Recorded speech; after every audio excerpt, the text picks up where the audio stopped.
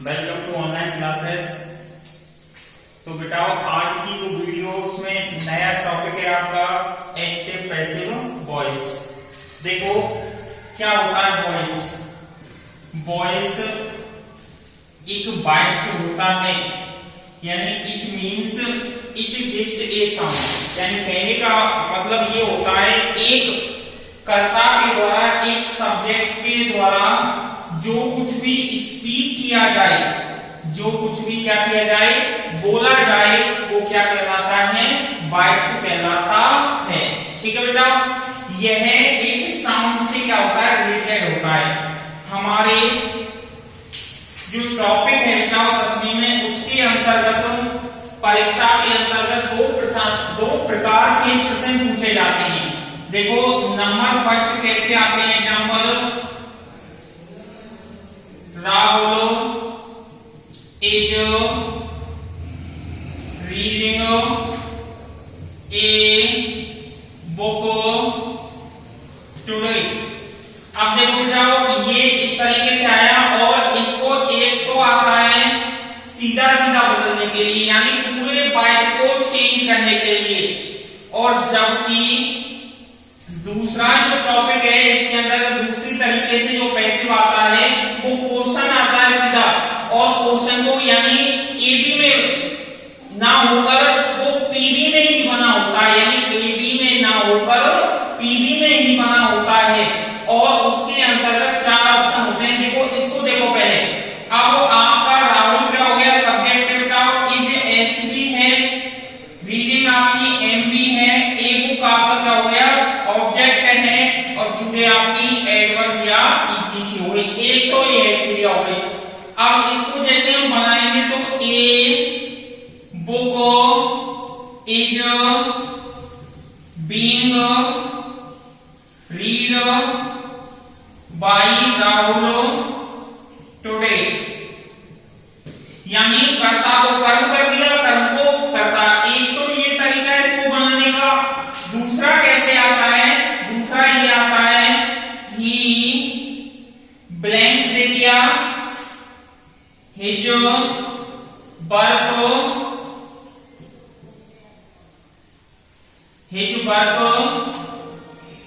Bye Sohan today, और नीचे बताओ 4 ऑप्शन है, completed,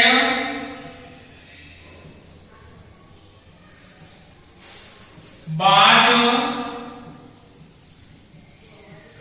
complete, number C are complete, और नंबर डी बर कंप्लीटेड। इस तरीके से आता है। तो इसमें बिताओ ये जो नीचे वाला पार्ट आया है, इसके अंतर्गत जो ये स्थिति आई है, इसमें हमको डायरेक्ट बनना होता है, यानी पीवी जो होती है डायरेक्ट बननी होती है। इसका एक तरीका है कि इसमें हमको ऑप्शन देखने पड़ने हैं कर्ता के हिसाब से, कर्ता एक वचन है, बहुवचन है, उसके हिसाब से। तो इसमें इस तरीके से स्थिति क्या होती है, समाहित होती है, इस तरीके से स्थिति आती है। अब देखो क्या हो आगे इसका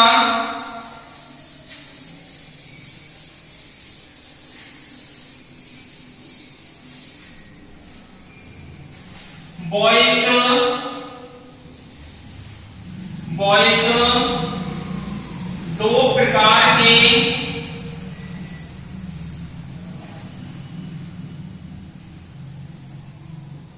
वॉइस 2 प्रकार के होते हैं। Number first active voice, number second passive voice.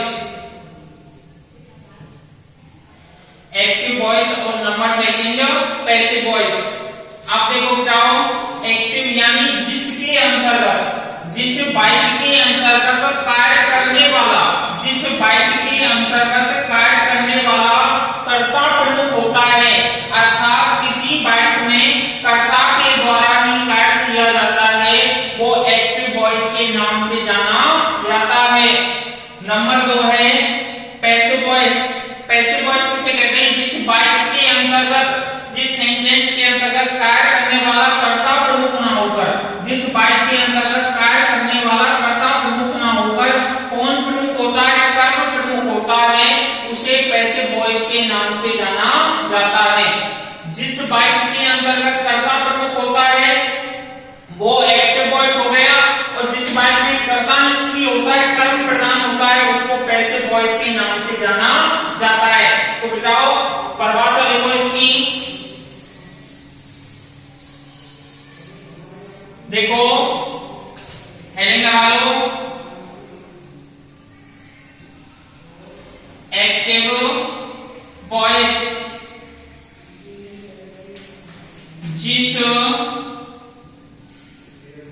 जिस वाक्य के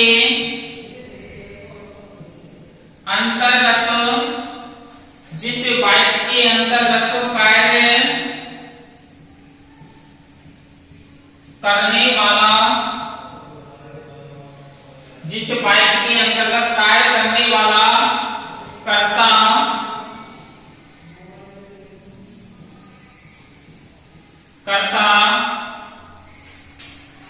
प्रमुख होता है, कर्ता प्रमुख होता है, अर्थात वाक्य में,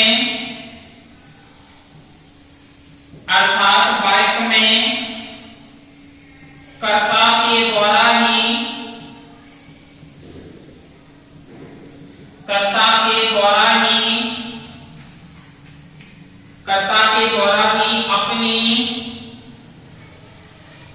के द्वारा ही अपनी प्रमुख भूमिका निभाई जाती है,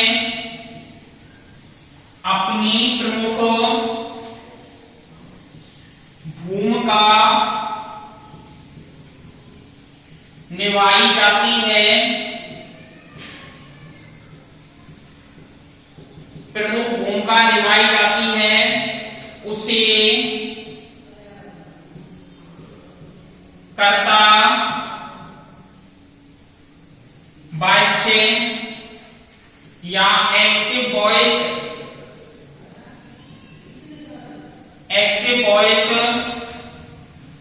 के नाम से जाना जाता है, उसे एक्टिव वॉइस के नाम से जाना जाता है। एग्जाम्पल बताओ, Rahul is reading a book today. Ram kills Ravan. देखो जाओ, एक्टिव वॉइस क्या होता है, जिस वाक्य के अंतर्गत, जिस सेंटेंस के अंतर्गत कार्य करने वाला, यानी वर्क करने वाला, कार्य करने वाला कौन, कर्ता यानी सब्जेक्ट प्रमुख होता है।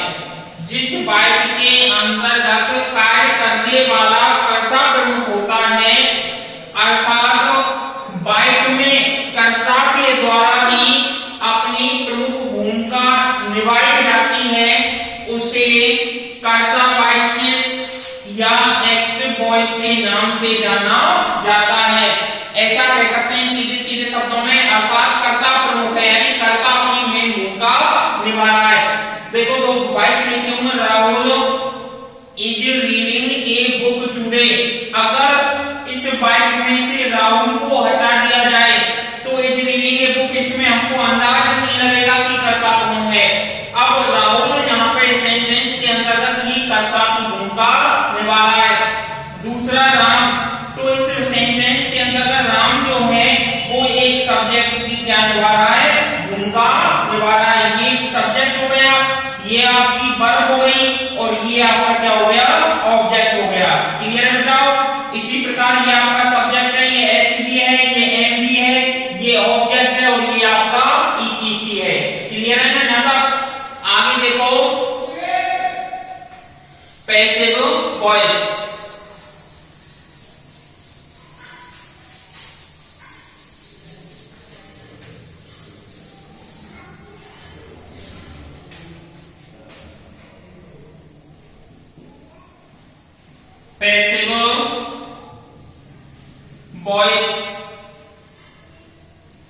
कर्मवाच्य जिस बाइक के अंतर्गत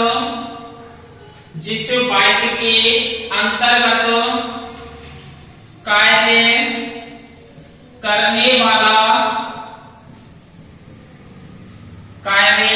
करने वाला कर्ता प्रमुख नहीं होता है। कर्ता प्रमुख नहीं होता है, अर्थात बाइक के अंतर्गत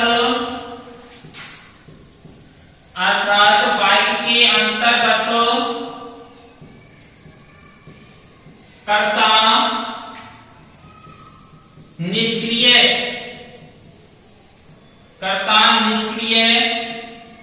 होता है।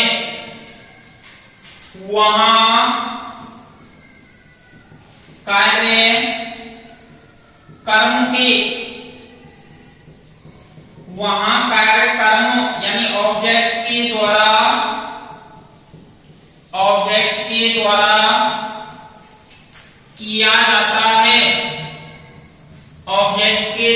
किया जाता है, उसे कर्मवाच्य पैसिव वॉइस के नाम से जाना जाता है। देखो बेटाओ, जिस वाक्य में यानी जिस सेंटेंस के अंतर्गत कार्य करने वाला यानी जो वर्क कर रहा है, कार्य करने वाला कर्ता प्रमुख नहीं होता है, यानी सब्जेक्ट के द्वारा कार्य नहीं किया जाता, अर्थात वाक्य के अंतर्गत कर्ता जो होता है, सब्जेक्ट जो होता है, वो निष्क्रिय होता है। निष्क्रिय मतलब कार्य नहीं किया जाएगा। वहां कार्य कर्म यानी ऑब्जेक्ट के द्वारा किया जाता है। वहां कार्य यानी जो होता है वो किसके द्वारा किया जाता है? कर्म यानी ऑब्जेक्ट के द्वारा किया जाता है, उसे कर्मवाच्य या पैसिव वॉइस के नाम से जाना जाता है। देखो बेटा example, a book is being read by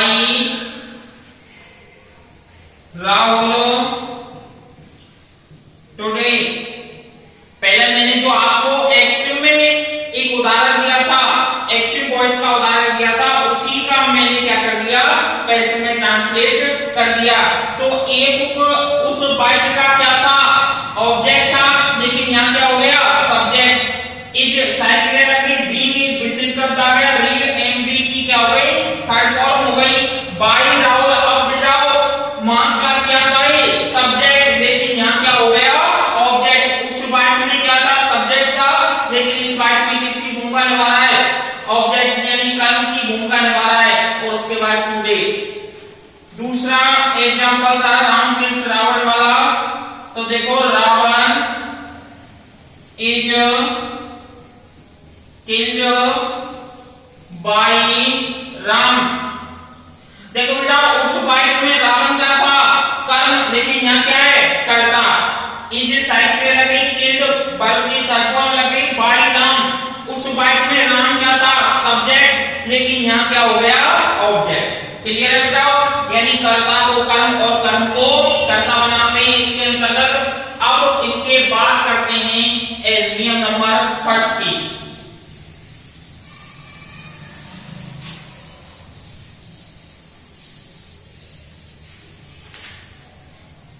AB से टीवी बनाते समय कुछ प्रमुख नियम हैं, उनको नोट करते चलो। नंबर फर्स्ट, देखो, एबी से पीबी बनाते समय,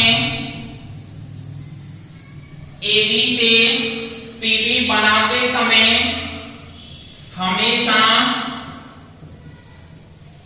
8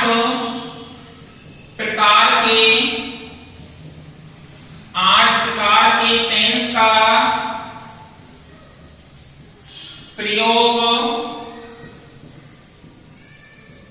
किया जाता है। एबी से पीबी बनाते समय 8 प्रकार के टेंस का प्रयोग किया जाता है, न कि 4 प्रकार के टेंस का। बे 4 टेंस निम्न हैं। बे 4 टेंस निम्न हैं। देखो, एबी से पीबी बनाते समय हमेशा 8 प्रकार के, कितने प्रकार के बताओ? 8 प्रकार के टेंस का प्रयोग किया जाता है, ना कि 4 प्रकार के टेंस का। वो 4 प्रकार के टेंस कौन कौन से हैं? देखो बताओ। Number first, present perfect, continuous tense, present perfect continuous tense, past perfect continuous tense. Number 3, future continuous tense. और number 4, future perfect continuous tense. ये 4 प्रकार के टेंस हैं बताओ, जिनकी एबी से पीबी नहीं बनती है। यानी इन टेंस के अंतर्गत यदि सेंटेंस आ भी जाए, बात आ भी जाए, तो इन चारों के अंतर्गत उसका क्या नहीं होती है? पीबी नहीं बनती है। देखो बताओ, अगर आपसे पूछे क्यों नहीं बनती है, तो आपका उत्तर होगा बताओ, जैसे ये प्रेजेंट है, प्रेजेंट वर्तमान परफेक्ट का हो गया पूर्ण, और कंटिन्यूअस का हो गया अपूर्ण। तो पूर्ण अपूर्ण यानी कहने का मतलब यह है, जब कर्ता के द्वारा एक कार्य को क्या कर लिया गया? पूर्ण कर लिया गया। एक कार्य क्या रह गया? अधूरा रह गया।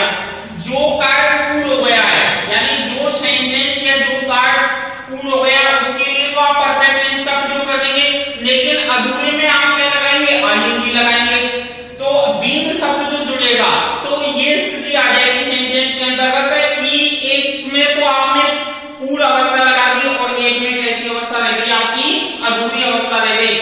तो वही स्थिति इनमें तीनों में, इन तीनों के अंतर्गत। अब आप कहिए कि सर जी, जब इन तीनों में तो हमने मान लिया, लेकिन फ्यूचर कंटिन्यूअस की क्यों नहीं बनती है?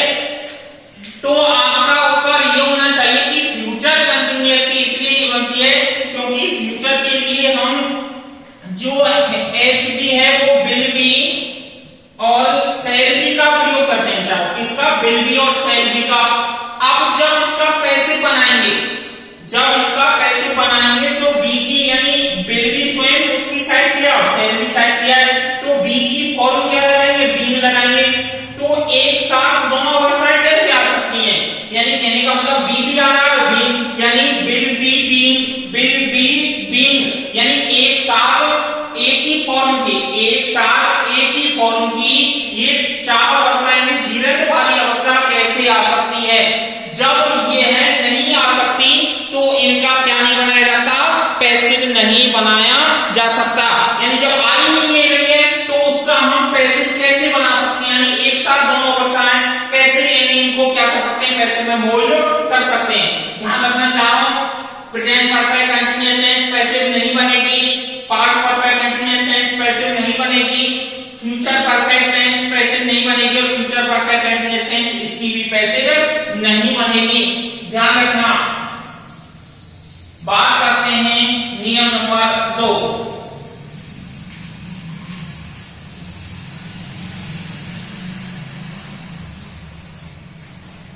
देखो,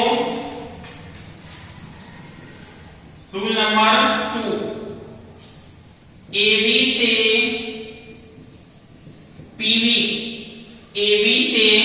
पीबी बनाते समय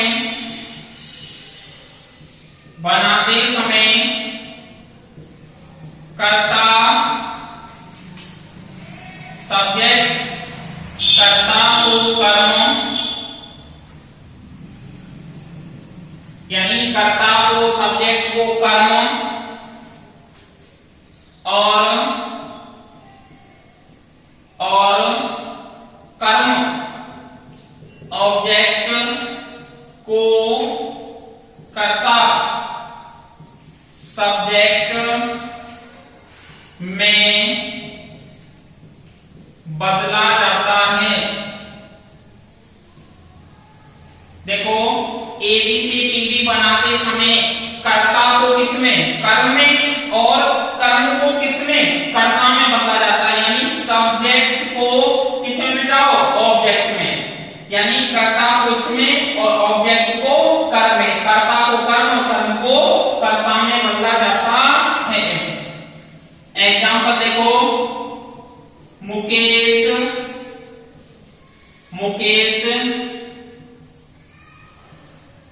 teaches us today।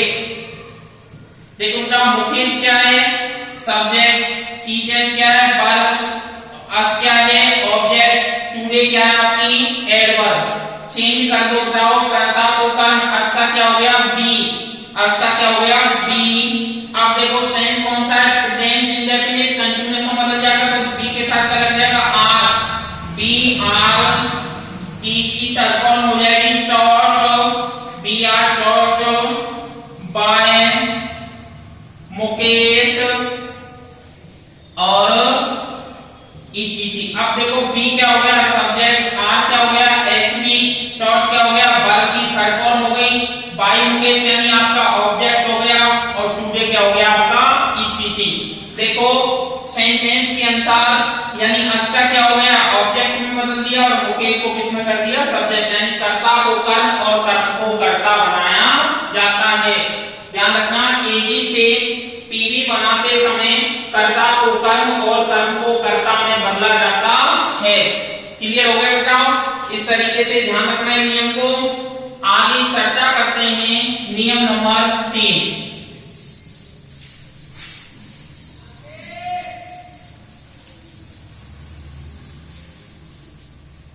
देखो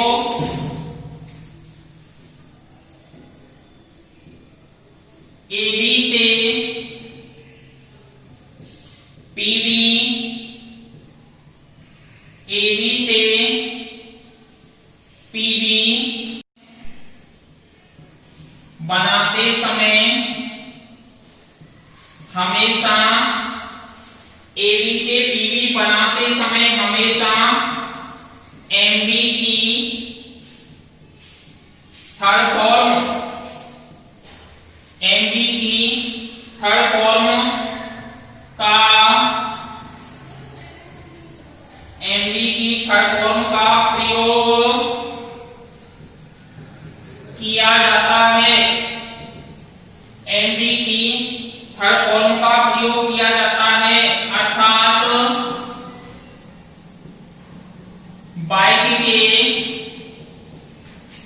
बाइक के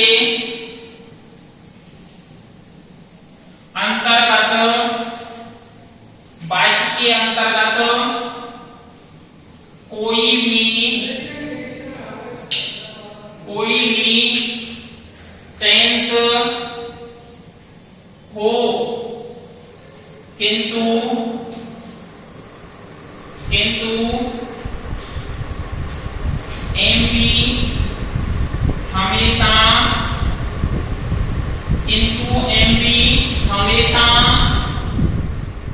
एमबी हमेशा,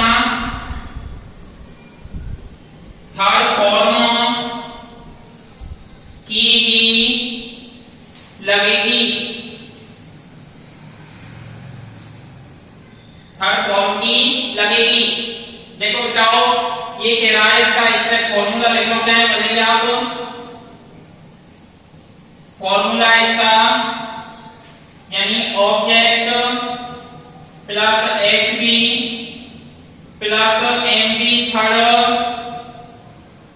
plus by plus subject plus etc, ये फॉर्मूला बनेगा। बताओ देखो AB से PV बनाते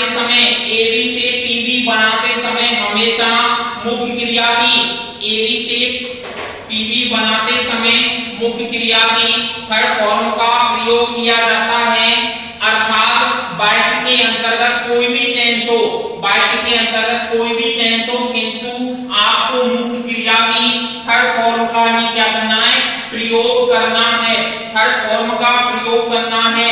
इसलिए ध्यान रखना, इसके अंतर्गत हमेशा बड़े प्रेजेंट इंडेफिनिट है, कंटीन्यूअस है, परफेक्ट है, कौन सा भी है, परफेक्ट में तो लगती है बेटा, लेकिन अन्य टेंसों में ध्यान रखना कि मुख्य क्रिया की केवल थर्ड फॉर्म का ही प्रयोग किया जाता है। फॉर्मूला है, सब्जेक्ट ऑब्जेक्ट आएगा, ऑब्जेक्ट के बाद एचडी, मुख्य क्रिया third form by plus subject plus etc. Example देखो, I watch a film today. I subject है, वॉच वर्ब हो गई, ए फिल्म ऑब्जेक्ट हो गया, टुडे ईटीसी हो गया। चेंज कर दो पीवी में, तो बेटाओ ए फिल्म सब्जेक्ट को ऑब्जेक्ट बना दिया, तो ए फिल्म।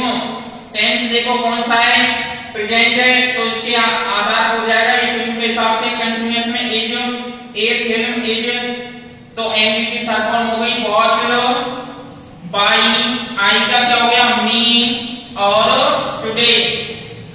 तो देखो इसके अनुसार ये क्या हो गई, एमबी की थर्ड फॉर्म क्या हो गई बताओ, वर्ब की थर्ड फॉर्म।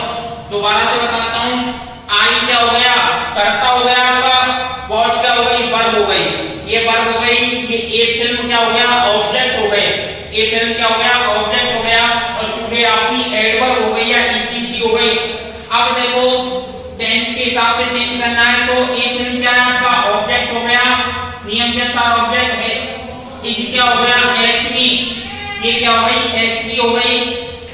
तो फॉर्मूला के अनुसार वॉच क्या हो गई, एमबी थर्ड हो गई, और बाई में क्या हो गया आपका, सब्जेक्ट हो गया, और टुडे क्या हो गया, ईटीसी, यानी एटसेट्रा आ गया। क्लियर है बेटा यहां तक? यानी ध्यान रखना, टेंस भले कोई सा है, प्रेजेंट इंडेफिनिट है, कंटीन्यूअस है, परफेक्ट है, तो इसके अंतर्गत हमेशा मुख्य क्रिया की थर्ड फॉर्म का ही प्रयोग किया जाता है। इसके अंतर्गत हमेशा मुख्य क्रिया की थर्ड फॉर्म का ही प्रयोग किया जाता है। फॉर्मूला जो है आपके सामने लिखा हुआ है। क्लियर है बेटा?